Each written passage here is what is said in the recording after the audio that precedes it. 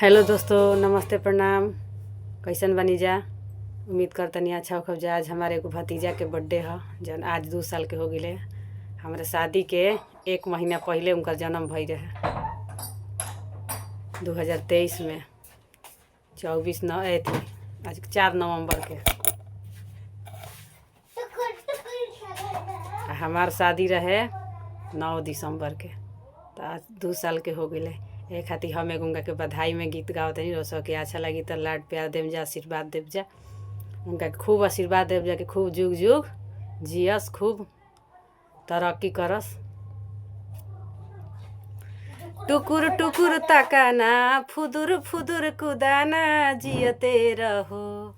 टुकुर टुकुर तकाना, फुदुर फुदुर जिया कुदाना, जियते रहो। भौजी तोरे दूधा पियाना, जियते रहो। भौजी तोरे दूधा पियाना, जियते रहो।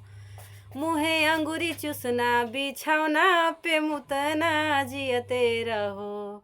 मुहे अंगूरी चूसना, बिछौना पे मुतना, जियते रहो। भौजी तोरे दूधा पियाना, जियते रहो। भौजी तोरे दूधा पियाना, जियते रहो। आके तोहरा सौरी में अइले होरिलावा गोर कैसे भइले। के तोहरा सौरी में अइले होरिलावा गोर कैसे भइले।